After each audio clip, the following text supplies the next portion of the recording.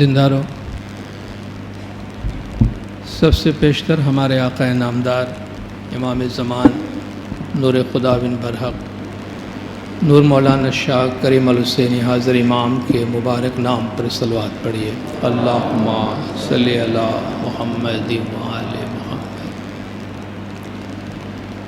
دینداروں، قرآن حکیم میں اللہ تبارک و تعالیٰ کا ارشاد ہے کہ یا ایھا الناس اتقوا ربکم الذی خلقکم من نفس واحدۃ، اے لوگو اس اللہ سے ڈرو جس نے تم سب کو ایک ہی نفس سے پیدا کیا ہے، وخلق منہا زوجہا، اور اس نے اسی سے تمہارے جوڑے کو پیدا کیا، تمہارے زوج کو پیدا کیا، وَبَثَّ مِنْهُمَا رِجَالًا كَثِيرًا وَالنِّسَاءَ، اور اس نے بہت سے مرد اور بہت سی عورتوں کو پھیلا دیا۔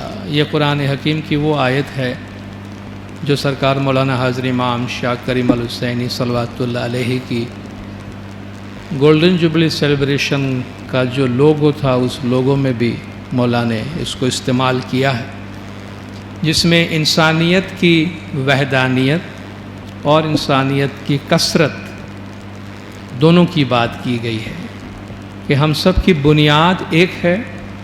اللہ نے ہم سب کو ایک ہی نفس سے پیدا کیا ہے، مگر ایک نفس سے پیدا کرنے کے بعد اللہ نے ہمیں لا تعداد مردوں اور لا تعداد عورتوں میں پھیلا دیا ہے۔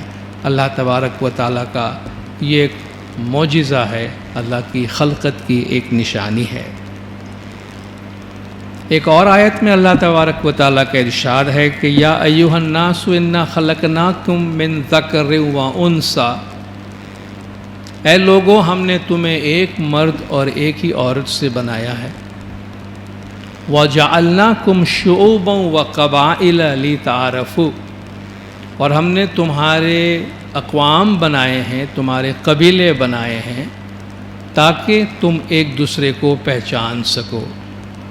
ان اکرمکم عند اللہ اتقاکم، تم میں سے اللہ کے نزدیک سب سے زیادہ قابل احترام، سب سے زیادہ بزرگ وہ ہے جو تم میں سب سے زیادہ پرہیزگار ہے۔ اللہ تعالیٰ فرماتا ہے کہ اس نے تم سب کو ایک ہی مرد اور ایک عورت سے بنایا ہے، اور اس نے تمہیں مختلف اقوام میں تقسیم کر دیا ہے، پھیلا دیا ہے، قبیلے بنا دیے، خاندان بنا دیے، نیشنز بنا دیے، جس کا مقصد یہ ہے کہ تم ایک دوسرے کی شناخت کر سکو، لِتَعَارَفُوا، تم ایک دوسرے کو جان سکو، اس سے زیادہ کچھ نہیں۔ اگر بڑائی کی بات کرتے ہو تو قوم یا قبیلے کی بنیاد پر بڑائی نہیں کرنا، بڑائی کی بنیاد یہ ہے تم میں سے اللہ کے نزدیک سب سے زیادہ نوبل، سب سے زیادہ نجیب وہ ہے جن کے اعمال اچھے ہیں، جو تم میں سب سے زیادہ اتقاکم پرہیزگار ہے۔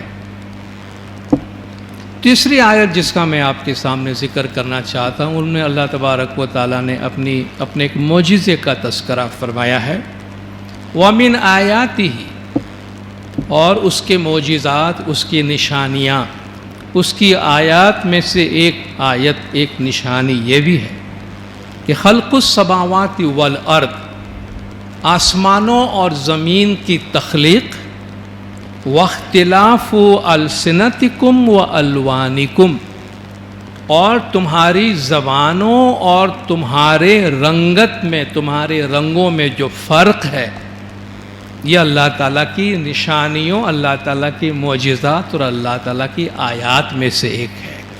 فرماتے ہیں زمین و آسمان کی تخلیق اور تمہاری زبانوں اور تمہاری رنگتوں کا آپس میں ایک دوسرے سے الگ ہونا، یہ اس کے معجزات میں سے ایک معجزہ ہے۔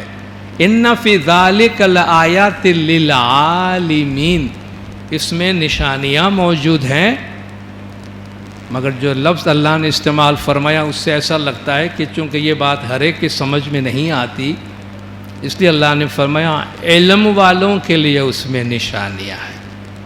ان فی ذالک لآیات للعالمین، جو لوگ جانتے ہیں، جو علم والے ہیں، وہ سمجھتے ہیں کہ یہ جو بات کہی گئی ہے کہ زمین و آسمان کی تخلیق میں اور تمہاری رنگتوں اور تمہاری زبانوں کا فرق، اس میں اللہ تعالیٰ نے معجزہ رکھا ہوا ہے، یہ اللہ تعالیٰ کی نشانیوں میں سے ایک نشانی ہے۔ چوتھی آیت جس کا تذکرہ کرنا چاہتا ہوں، لِكُلٍّ جَعَلْنَا مِنْكُمْ شِرْعَةً وَمِنْهَاجًا، ہم نے تم میں سے ہر ایک کے لیے ایک شریعت اور ایک راستہ بنایا ہے۔ لِكُلٍّ، تم میں سے ہر ایک کے لیے، جَعَلْنَا مِنْكُمْ شِرْعَةً وَمِنْهَاجًا، تم میں سے ہر ایک کے لیے ہم نے ایک شریعت، ایک راستہ اور ایک طریقہ بنایا ہوا ہے۔ وَلَوْ شَاءَ اللَّهُ لَجَعَلَكُمْ أُمَّةً وَاحِدَةً، اگر اللہ تعالیٰ چاہتا تو تم سب کو ایک امت بنا دیتا۔ اس نے ہم سب کو ایک امت نہیں بنایا ہے، اللہ تعالیٰ نے ہم سب کو ایک جیسا نہیں بنایا ہے، اور نہ ہی وہ ہمیں ایک امت بنانا چاہتا ہے یا چاہتا تھا۔ اگر وہ ہمیں ایک ہی امت اور ایک جیسا بنانا چاہتا تو بناتا، اس کو کوئی روک نہیں سکتا۔ وہ کہتا ہے وَلَوْ شَاءَ اللَّهُ، اگر اللہ چاہتا، لَجَعَلَكُمْ أُمَّةً وَاحِدَةً، اس نے تم سب کو ایک قوم بنا دیتا، تم سب کو ایک جیسا بنا دیتا، تم سب کو ایک امت بنا دیتا۔ وَلَكِنْ، مگر، لِيَبْلُوَكُمْ فِي مَا آتَاكُمْ، مگر اللہ نے تم میں سے جس کو جو کچھ بھی دیا ہے اس میں تمہاری آزمائش کرنا چاہتا ہے، اس لیے تمہیں ویسا ہی رہنے دیا ہے۔ اللہ نے جو کچھ تمہیں دیا ہے اس میں اللہ تمہاری آزمائش کرنا چاہتا ہے۔ فَاسْتَبِقُوا الْخَيْرَاتِ، بس نیکی میں ایک دوسرے سے آگے بڑھنے کی کوشش کرو، نیکی میں ایک دوسرے سے سبقت لے جانے کی کوشش کرو۔ إِلَى اللَّهِ مَرْجِعُكُمْ، آخر تم سب کو اللہ ہی کی طرف واپس جانا ہے، جمیعاً تم سب کو۔ فَيُنَبِّئُكُمْ بِمَا كُنْتُمْ فِيهِ تَخْتَلِفُونَ، تو تم جن جن چیزوں میں آپس میں اختلافات رکھتے ہو اس کا فیصلہ وہ خود تمہیں سنا دے گا۔ جس دن تم ہمارے پاس آؤ گے ہم تمہیں بتا دیں گے تم میں سے کون راہ راست پر ہے، کون راہ راست پہ نہیں ہے، مگر اس وقت ہم نے تم کو ایک جیسا نہیں بنایا ہے، ہم نے تم سب کو اپنا اپنا راستہ بتایا، سب اپنے اپنے راستے پہ چلیں، نیکی سے آگے بڑھنے کی کوشش کریں۔ ہمیں تم سب کو ایک جیسے بنانے کا نہ کوئی ارادہ تھا اور نہ کوئی ارادہ ہے۔ اب اگر کوئی شخص ہم سب کو ایک ہی امت یا ایک ہی جیسا بنانے کی کوشش کرتا ہے تو وہ اللہ کی مرضی اور فطرت کے خلاف کام کرتا ہے۔ ظاہر ہے وہ ایک ناقابل پسندیدہ فعل ہوگا جو اللہ کی مرضی اور فطرت کے خلاف کام کیا جا سکتا ہوگا۔ رسول پاک صلی اللہ علیہ وآلہ وسلم کی بہت ساری احادیث ہیں، جن میں سے ایک حدیث تفریقہ کے نام سے جانا جاتے ہیں۔ وہ حدیث جس میں فرقوں کا تذکرہ کیا گیا ہے، اور یہ بہت مشہور حدیث ہے، اور صحیح حدیثوں کی جو کتابیں ہیں ان میں بھی اس کو شامل کیا گیا ہے۔ مولانا جلال الدین رومی نے بھی اپنے تذکرے میں اس حدیث کو بہت جگہ یاد کیا ہے، اور اس کا متن جہاں جہاں جن جن سورسز سے ملتا ہے تھوڑے بہت ان کے الفاظ میں فرق ہے، مگر میسج اس کا یہ ہے کہ میرے بعد میری امت جو ہے وہ 72 یا 73 فرقوں میں تقسیم ہو جائے گی۔ بعض جگہ پر حضرت موسیٰ علیہ السلام کی امت جو ہے وہ ان کے بعد 71 فرقوں میں تقسیم ہو گئی، حضرت عیسیٰ علیہ السلام کی امت ان کے بعد 72 فرقوں میں تقسیم ہو گئی، اور میری امت میرے بعد 73 فرقوں میں تقسیم ہو جائے گی۔ اور یہ 72 امت یعنی 72 ملت یعنی 72 فرقوں کا تذکرہ بہت آتا ہے۔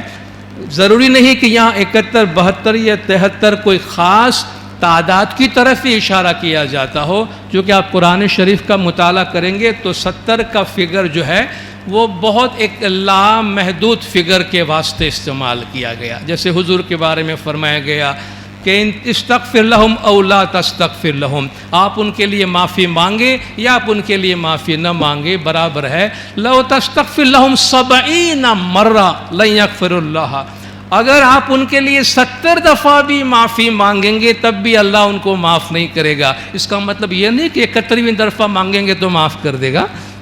مقصد یہ ہے کہ آپ کتنی بھی دفعہ معافی مانگے اللہ اس کو معاف نہیں کرے گا.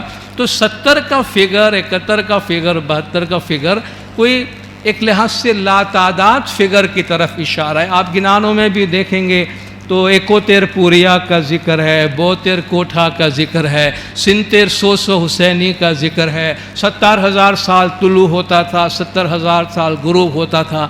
تو یہ فگر ایک لحاظ سے کوئی معین فگر نہیں ہے، مگر لا تعداد انفینٹ نمبر کی طرف اشارہ کرنے کے واسطے یہ 70، 71، 72 کا جو فگر ہے وہ استعمال کیا جاتا ہے.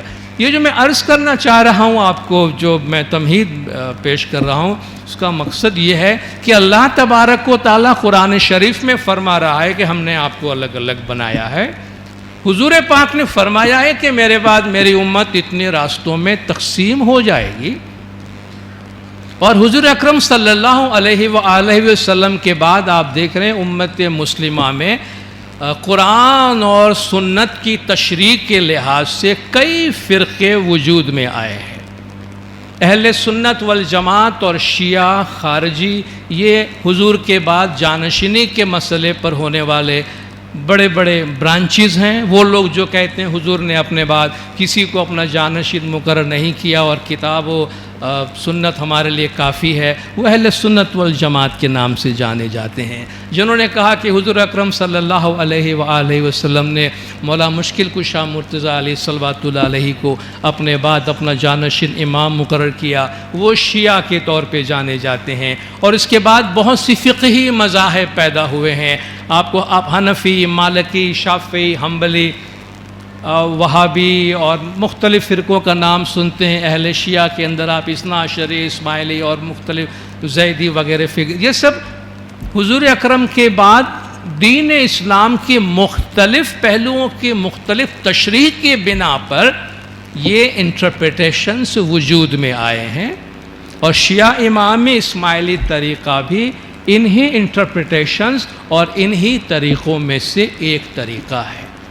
شیعہ امام اسماعیلی طریقہ رسول پاک صلی اللہ علیہ وآلہ وسلم کے بعد امیر المومنین مشکل کشا مولا مرتضیٰ علیہ صلوات اللہ علیہ کی امامت کو مانتے ہیں اور ان کی امامت میں تا قیامت تک زندہ اور حاضر امام پر عقیدہ رکھتے ہیں اور اس حاضر امام کی تعلیمات کے مطابق اپنے طریقے پر دین اسلام کی اپنی تشریح پر عمل کرتے ہیں.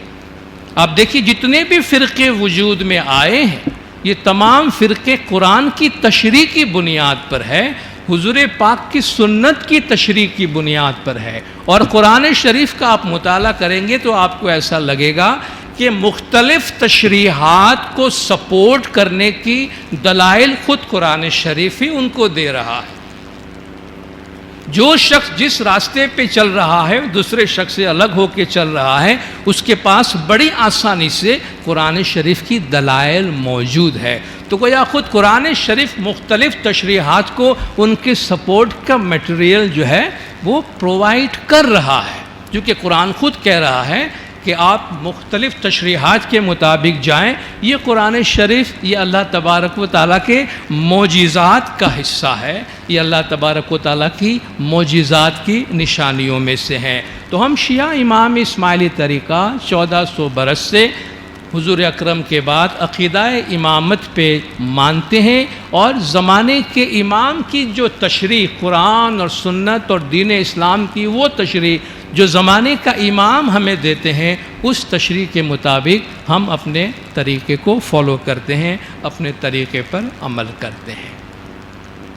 جب ہم طریقے پر عمل کرتے ہیں اور ہم ایک ایسی سوسائٹی میں رہتے ہیں جہاں ہم بہت سی مسلم برادریوں کے درمیان میں رہتے ہیں تو یہ قدرتی بات ہے کہ ہمارے طریقے کے چند پہلوؤں کے بارے میں ہم سے سوالات پوچھے جاتے ہیں اور ہمیں اس قابل ہونا چاہیے کہ ہم ان سوالات کے متعلق اپنا موقف بہت ہی واضح الفاظ میں بیان کر سکے، جس کو انگریزی میں آرٹیکولیٹ کرنا کہتے ہیں۔ آرٹیکولیشن کا مطلب یہ ہے کہ آپ کو معلوم ہو کہ آپ کا موقف کیا ہے، اور آپ اس کو سامنے والے کو بڑے واضح الفاظ میں بغیر کسی ابہام و شکوک و شبہ کے بتا سکیں۔ سامنے والا تسلیم کرے یا نہیں کرے یہ آپ کا پرابلم نہیں ہے، وہ اس کا پرابلم ہے کہ وہ اس کو کوئی احترام دیتا ہے یا نہیں دیتا ہے، مگر ہمیں بالکل واضح ہونا چاہیے کہ ہم کیا کر رہے ہیں اور ہماری کیا بنیادیں ہیں۔ آج دو ایسے سوالات کے بارے میں آپ کے ساتھ کچھ ڈسکس کرنا چاہتا ہوں جو ہماری جماعت کے نوجوانوں کو، دینداروں کو آئے دن پیش آتے ہیں، اور اس کو رسپونڈ کرنے کے لیے ہمارے پاس جو ہمارا موقف اور دلائل موجود ہیں ان سے جماعت کی آگہی ہونی چاہیے۔ وہ دو سوالات یہ ہیں کہ بھئی ہم براہ راست اپنی کھڑی تسبیح میں اور دیگر تسبیحات میں زمانے کے امام سے مدد کیوں مانگتے ہیں؟ ہم اللہم یا اللہ کہہ کے بھی اپنی دعا پڑھتے ہیں، مگر ہماری بعض رسومات ہے جس میں ہم یا نور مولانا شاہ کریم الحسینی حاضر امام کہہ کے اور بہت ساری برکات ہم تک مانگتے ہیں۔ تو کس حد تک درست ہے کہ ہم زمانے کے امام سے روزی روزگار میں برکات، اور زمانے کے امام سے ہم مشکل آسان، اور دوسرا سوال ہم زمانے کے امام سے گناہوں کی معافی بھی مانگتے ہیں۔ تو امام کیسے مریدوں کا گناہ معاف کر سکتا ہے؟ کہتے ہیں گناہ معاف کرنے کا اختیار تو صرف اللہ تبارک و تعالیٰ کو ہے۔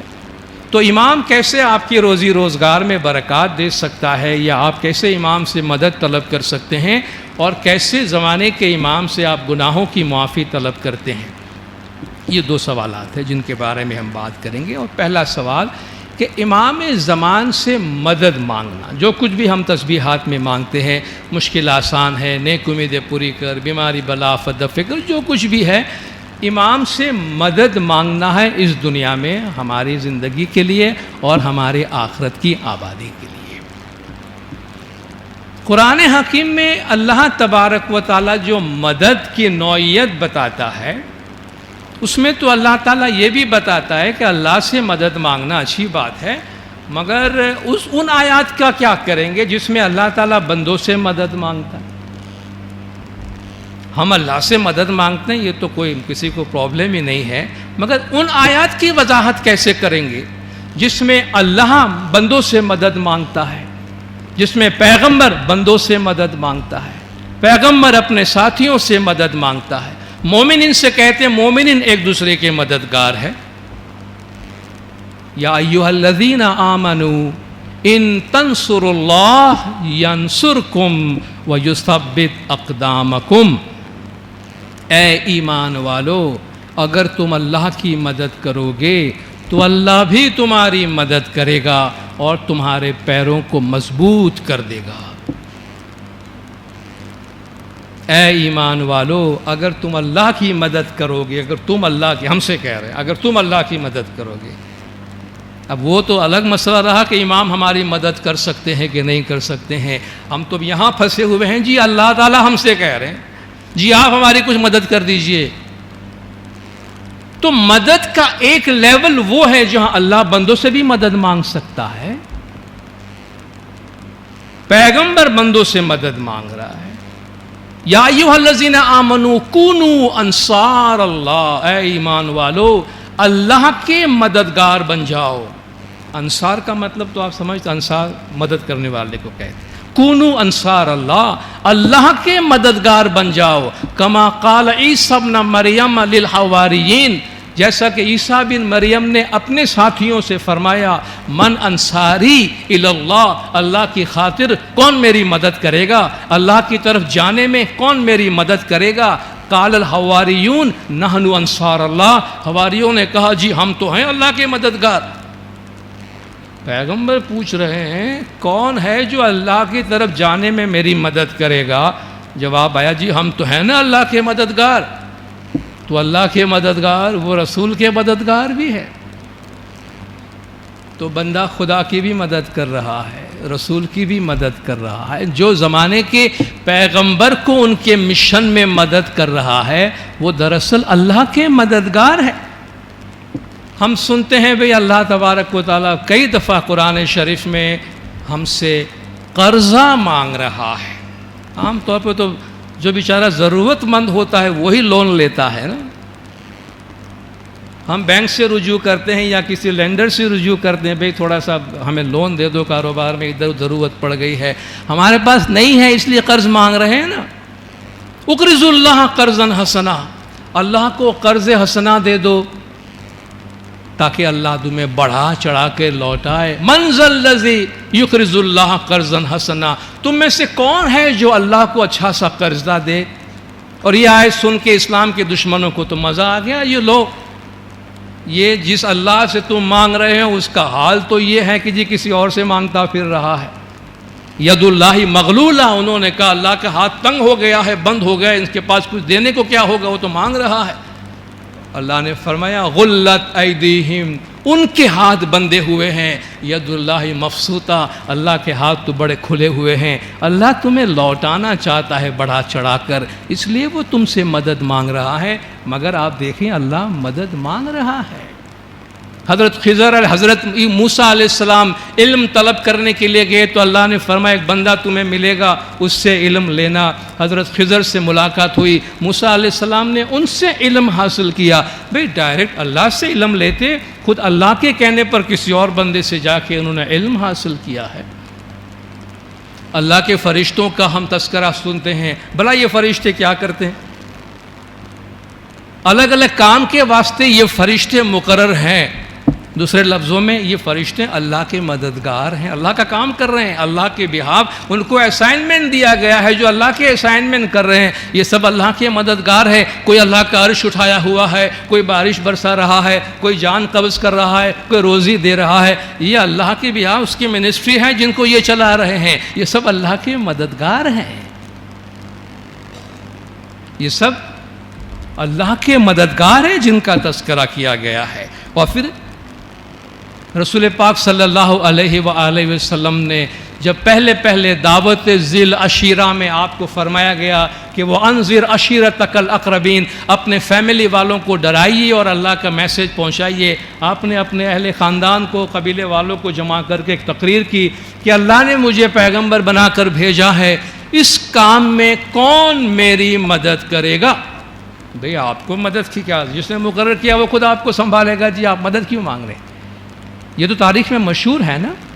آپ کوئی بھی کتاب اٹھائیے تاریخ اسلام کی، یہ واقعہ ہے نا کہ اس کام میں کون میری مدد کرے گا. بھئی پیغمبر ہیں آپ، اس نے آپ کو آسمان سے مقرر کیا ہے. کہ جی یہاں زمین پہ کام کرنے کے لیے اہل زمین کی مدد کی ضرورت ہے. اور مولا علی علیہ السلام بار بار کھڑے ہوئے کہا اے رسول اللہ، اگرچہ میں چھوٹا ہوں، کمزور ہوں، ٹانگیں میری پتلی ہے، مگر میں آپ کی مدد کروں گا.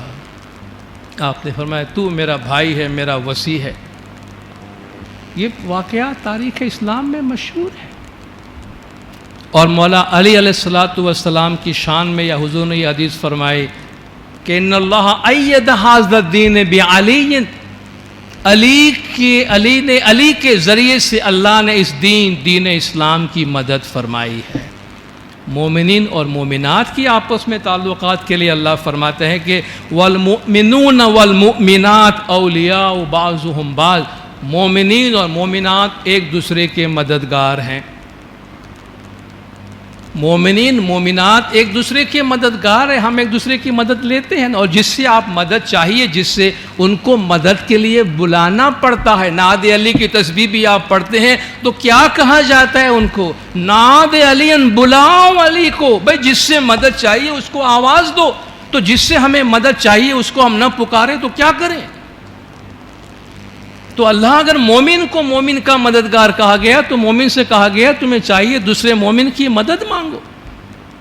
ہزاروں لاکھوں کروڑوں کام دنیا میں ہم وہ کرتے ہیں جس میں ہم ایک دوسرے سے مدد لیتے ہیں. ہمارے ملک کی معیشت خراب ہے تو ہم مسجدوں میں جا کر اللہ سے معیشت کو بہتر بنانے کی دعا نہیں مانگتے. آپ IMF کے پاس بھاگتے ہیں، ورلڈ بینک کے پاس بھاگتے ہیں، امریکہ کے پاس بھاگتے ہیں. کویت پر صدام حسین نے حملہ کیا، سعودی کو بھی خطرہ ہو گیا، تو کیا اس نے اللہ سے مدد مانگی یا امریکہ سے مدد مانگی؟ کس سے مدد مانگی ان لوگوں؟ اور کس نے مدد کی ہے آ کے ان کی؟ امریکہ مہاراج نے آ کے ان کو بچایا وہاں سے، اور اب بھی بیٹھے ہوئے وہاں جا کر. تو یہ دنیا کی یہ مثالیں ہیں آپ کو، جن سے جہاں مدد مل رہی ہے آپ وہاں سے مدد لے رہے ہیں، اور ان تمام چیزوں کو آپ جائز سمجھ رہے ہیں. جب بندہ بندے کی مدد کر رہا ہے تو بندہ اپنے امام کو رجوع کر کے ان سے اپنے لیے مدد طلب کرتا ہے. اس میں کیا قباحت ہے؟ اور دیکھیے قرآن شریف میں اللہ تبارک و تعالیٰ نے ایک ایکسیپشن استعمال کیا ہے جس کو اذن کہتے ہیں، فرمان، پرمیشن، اجازت. بہت سے کام اللہ فرماتا ہے میرے سوا کوئی نہیں کر سکتا، اللہ بھی اذنہ، سوائے ان کو جن کو پرمیشن ہے. آیت الکرسی آپ پڑھتے ہیں، اس میں من ذا الذی یشفع عندہ الا باذنہ. بار بار قرآن میں آپ کو ملے گا اللہ کے پاس کسی کی سفارش، کسی کی کوئی شفاعت نہیں چلے گی، مگر کہیں کہیں ہے الا باذنہ، سوائے کہ جن کو پرمیشن دیا گیا ہے. اب جن کو پرمیشن دیا گیا ان کی بات تو ماننی پڑے گی. اور یہ پرمیشن کس کو دیا گیا ہے؟ پیغمبروں کو دیا گیا ہے، اماموں کو دیا گیا. ایکسیپشن ہے، یہ بالکل ویسا ہی ہے. ہر مہذب ملک کا ایک قانون ہوتا ہے، بھئی یہاں کسی بھی شہری کے پاس کوئی ہتھیار نہیں ہونا چاہیے کیونکہ وہ قوم کے لیے خطرہ ہے. تو کوئی بھی شہری کسی قسم کا ہتھیار نہیں رکھ سکتا، یہ عام معاشرے کا قانون ہوتا ہے. مگر فوج کے پاس تمام ہتھیار ہوتے ہیں، قانون نافذ کرنے والے اداروں کے پاس تمام ہتھیار رکھنے کی نہ صرف اجازت ہوتی ہے بلکہ رکھنا ضروری سمجھا جاتا ہے ملک کی سالمیت کے واسطے. تو ایک قانون جس کے لیے آپ کہتے ہیں کسی کے پاس نہیں ہونا چاہیے الا باذنہ، سوائے کہ جن کو پرمیشن دیا گیا ہے، کیونکہ وہ بھی معاشرے کی فلاح کے لیے ضروری ہے. تو اللہ فرماتا ہے کسی کی سفارش اس کے پاس نہیں چلے گی مگر جن کو اجازت دی گئی ہے ان کی، یعنی جن کو اللہ نے سلیکٹ کیا ہے، جو اللہ کے معزز ہے، جو پیغمبران ہے اور جو امامان ہے. تو جب مرید امام کو اپروچ کرتا ہے، امام وہ شفیع ہے، امام کے ذریعے سے وہ مدد اللہ تک پہنچتی ہے اور وہ ہماری گزارش اللہ تک پہنچتی ہے. تو یہ وہ ہستیاں ہیں کہ جنہیں فرمان حاصل ہے، جنہیں اذن حاصل ہے. ہم دوسرے عنوان کی طرف آتے ہیں. وہاں میں اتنا سمرائز کروں کہ پیغمبر اور زمانے کے امام اللہ تعالیٰ کے نور کے مظہر ہوتے ہیں. ان کے پاس اللہ کا امر ہے، ان کے پاس اللہ کا اختیار ہے، اور یہ وہ امر وہ اختیار ہے جن کی وجہ سے مرید زمانے کے امام سے رجوع ہوتے ہیں اور وہ نعمتیں وہ انعام طلب کرتے ہیں جو اللہ تبارک و تعالیٰ اپنے ذرائع کے ذریعے سے، اماموں کے ذریعے سے دیتا ہے. چونکہ ہمیں حکم ہے یا ایھا الذین آمنوا اتقوا اللہ، اے ایمان والو اللہ سے ڈرو، وابتغوا الیہ الوسیلہ، اس تک پہنچنے کے لیے وسیلہ تلاش کرو، اور وہ وسیلہ زمانے کے امام ہے. دوسرا جو سوال اور نکتہ ہے، امام گناہوں کو کس طرح معاف کر سکتے ہیں؟ گناہوں کو معاف کرنے کا اختیار صرف اللہ کے پاس ہے. تو یہ کہاں تک درست ہے جب آپ کہیں یا نور مولانا شاہ کریم الحسین حاضر امام گج جماعت کے کل گناہ معاف کر، یہ آپ کیسے کہہ سکتے ہیں؟ قرآن شریف میں معافی کے لیے 3 الفاظ استعمال ہوئے ہیں، مغفرت، عفو اور صفح. تینوں کی الگ الگ میں تھوڑی سی تشریح کروں گا. مغفرت، اس کا مطلب ہوتا ہے ڈھانپ لینا. غفرہ یغفرو کا مطلب ہے چھپا لینا، ڈھانپ لینا، پردہ پوشی کرنا. اللہ گناہ معاف کرتا ہے، مطلب یہ ہے اللہ ہمارے گناہوں کو اس پہ پردہ ڈال دیتا ہے، پردہ پوشی کرتا ہے، ڈھانپ لیتا ہے. تو مغفرت، اسی سے اللہ کا نام الغفار ہے، الغفور ہے. آپ میں سے بائک چلانے والے جو ہیلمٹ پہنتے ہیں اس کو عربی میں مغفر کہتے ہیں. مغفر، جو آپ کے سر کو ڈھانپ لیتا ہے، پروٹیکٹ کرتا ہے، آپ کو انجری سے بچاتا ہے. یہ اس کا روٹ بھی وہی ہے جس سے مغفرت نکلا ہوا ہے. عام طور پر اللہ تعالیٰ ہی گناہوں کو معاف کرنے والا ہے، اس میں کوئی شک نہیں ہے، مگر مغفرت حاصل کرنے گناہوں کی معافی کے لیے قرآن شریف ہمیں کیا فارمولہ بتاتا ہے، کیا طریقہ بتاتا ہے؟ وَلَوْ أَنَّهُمْ إِذْ ظَلَمُوا أَنفُسَهُمْ، اللہ فرماتا ہے جب کہ ان لوگوں نے اپنی جانوں پہ ظلم کیا، یعنی کہ گناہ کیا، جاؤک، اگر وہ تیرے پاس آتے، اے رسول اکرم صلی اللہ علیہ وآلہ وسلم، اگر وہ تیرے پاس آتے، جاؤک فاستغفر اللہ، اور اللہ سے اپنے گناہوں کی معافی مانگتے، واستغفر لہم الرسول، اور رسول بھی ان کی گناہوں کے لیے معافی مانگتا، لوجد اللہ توابا رحیما، تو وہ اللہ تعالیٰ کو توبہ قبول کرنے والا، رحم کرنے والا مانگتے۔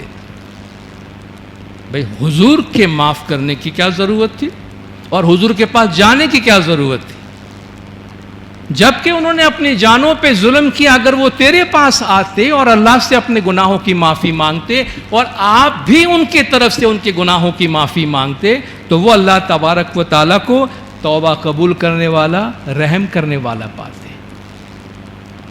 اس آیت کے مطابق آج اگر ہم نے کوئی ظلم کیا ہے اور اپنے زمانے کے رسول کے پاس جا کر معافی مانگنا چاہتے ہیں تو ہم کہاں جائیں گے؟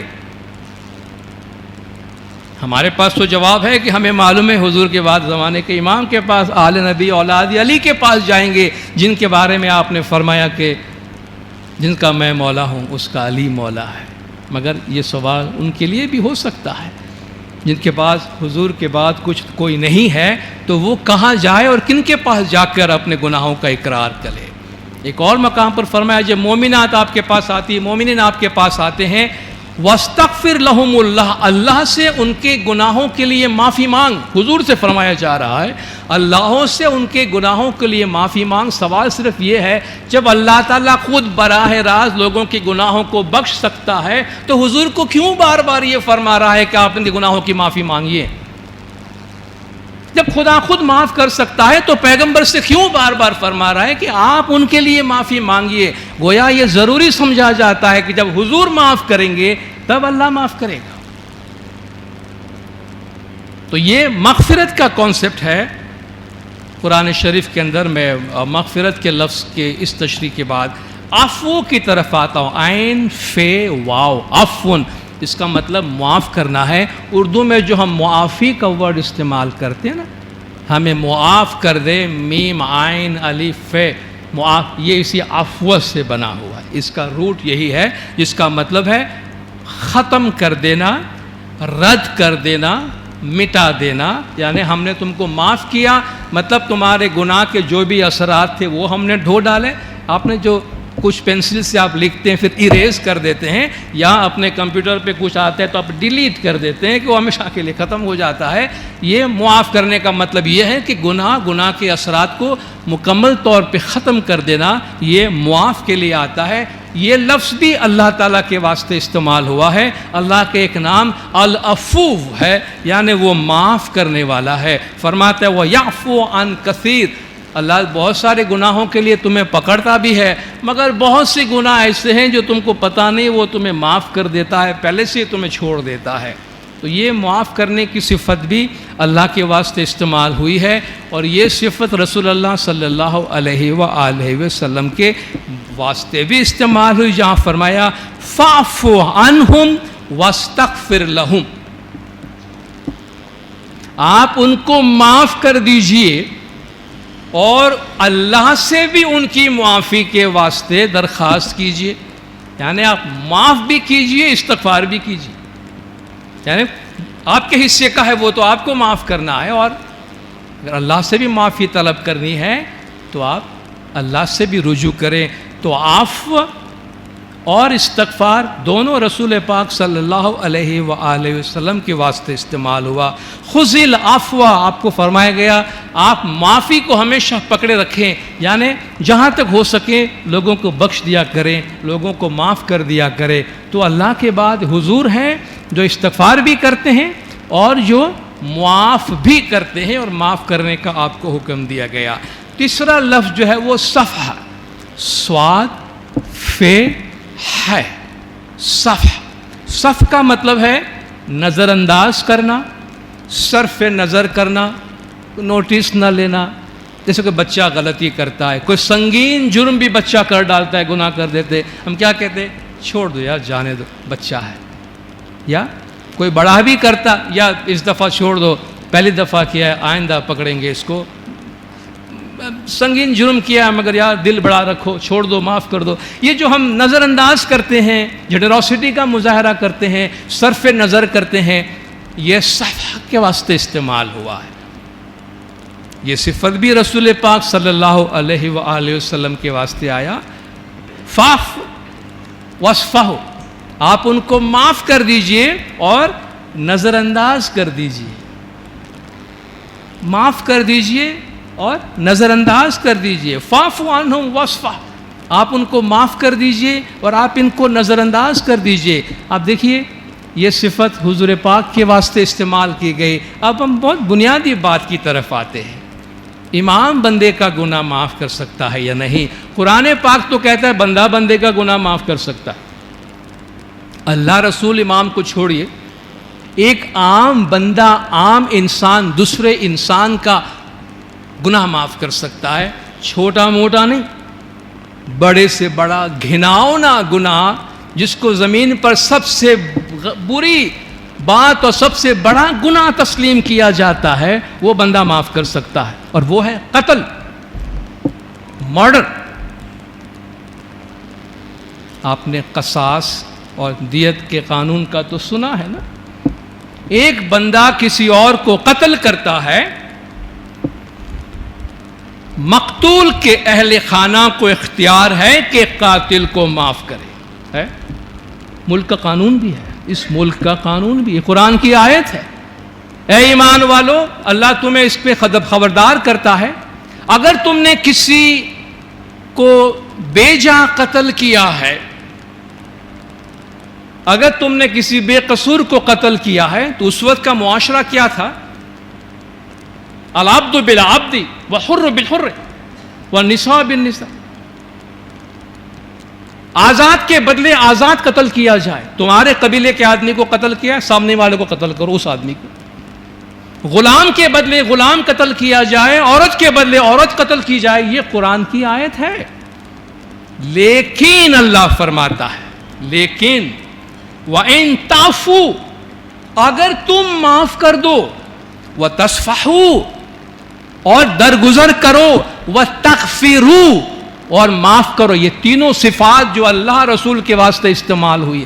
ہم سے کہا گیا غفر یغفر، غفر کی صفت اللہ کے واسطے آتی، یہاں ہمارے واسطے کہی گئی. اگر تم غفر کرو، معاف کرو، اگر تم صفح کرو، درگزر کرو، اگر تم عفو کرو، معاف کرو، تو اللہ بڑا بخشنے والا، بڑا مہربان ہے. اللہ نے یہ معافی اپنے اوپر نہیں رکھی ہے، تمہارے پاس رکھی ہے.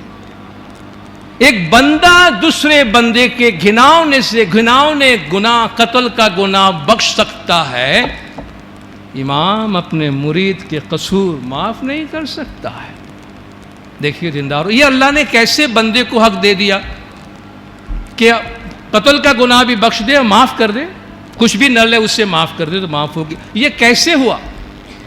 اس کی بنیاد یہ ہے کہ جس کا قصور کیا گیا ہے اس سے معافی مانگو، جس کا گناہ کیا گیا ہے اس سے معافی مانگو، وہ معاف کرے تو معاف ہو جاتا ہے. اب میں چلتے چلتے آپ سے ٹکرا جاؤں تو میں سوری آپ سے کہوں گا، تھانے میں جا کے پولیس سے کہوں گا کہ بھئی سوری.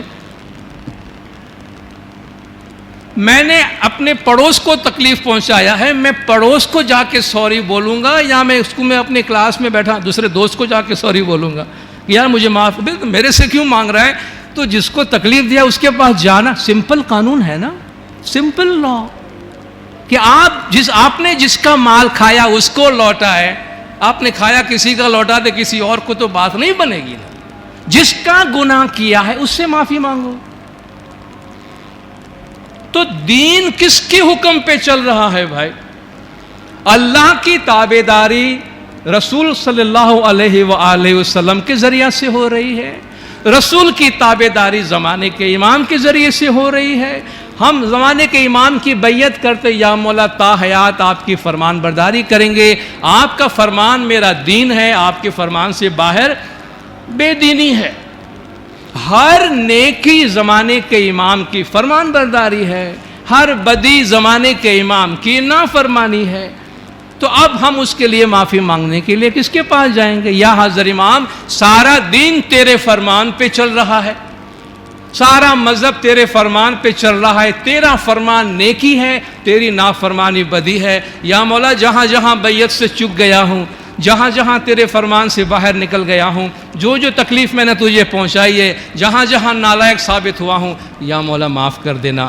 اس میں کوئی خرابی ہے؟ اور اگر اس کو نہیں بولیں گے جس کی تابعداری کا ہم نے قول دیا ہے، تو مجھے کوئی ایک بندہ دنیا میں لا کے بتائیے جن سے جا کر ہم کہیں کہ بھئی تو مجھے معاف کر دے۔ ہم خدا سے جا کر کہیں کہ بھئی میں نے امام کی نافرمانی کی ہے، مجھے معاف کرو، تو وہ بھی آپ سے کہے گا بھائی امام سے جا کے بولو نا کہ وہ تمہیں معاف کرے، جس طرح مقتول کے خاندان سے جا کر کہتے ہو کہ قتل کو معاف کر دو۔ سیدھی سی بات ہے، سادہ سی بات ہے۔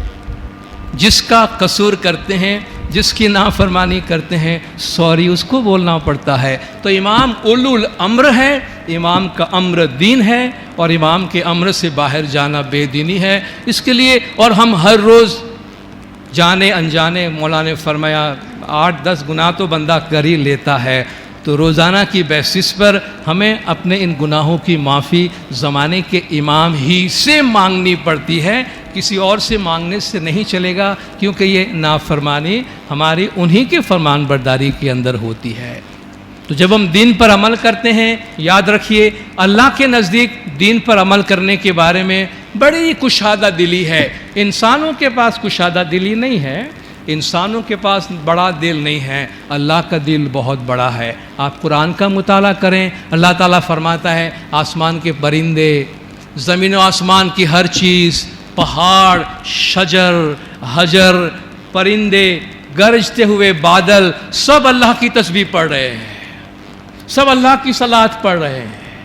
کل قد علم صلاتہ و تسبیحہ۔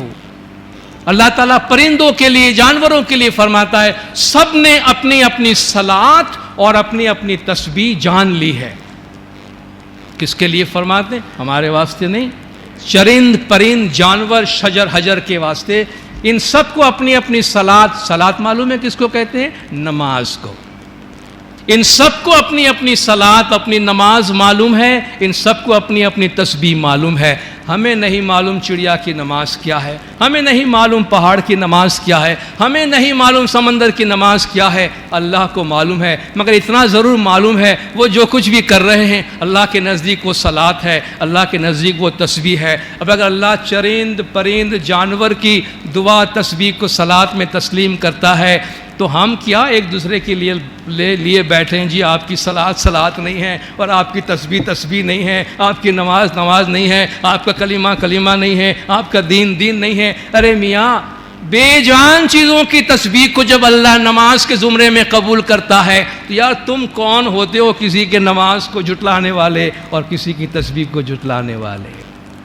تو اللہ نے سب کو اپنے اپنے راستے پہ رکھا ہے، سب اپنے اپنے راستے پہ چل رہے ہیں۔ اللہ تعالیٰ اپنے ٹائم پہ ان سب کو اپنی منزل پہ جمع کرے گا، اور ہم اللہ کی دی ہوئے اسی معجزات میں، اسی رنگا رنگی میں، اسی گناگنی میں، اسی پلورلزم پہ اپنے طریقے پہ عمل کرتے رہیں، اس علم کو حاصل کرتے رہیں، اس علم کو پھیلاتے رہیں، تاکہ جب روشنی میں لوگ ان چیزوں کو دیکھیں گے تو ان کو سمجھ میں آئے گی، جو ابھی اندھیرے میں دیکھنے کی وجہ سے ان کو پہچاننے میں سمجھنے میں تکلیف ہوتی ہے۔ خدا بے نور مولانا شاہ کریم رستنی حاضر امام ہم سب کو اپنے طریقے پر عمل کرنے کی توفیق عطا فرمائے، ملگت جماعت کے تمام گناہ معاف کرے، سب کی نیک امیدیں پوری کرے، ایمان دیدار نصیب کرے۔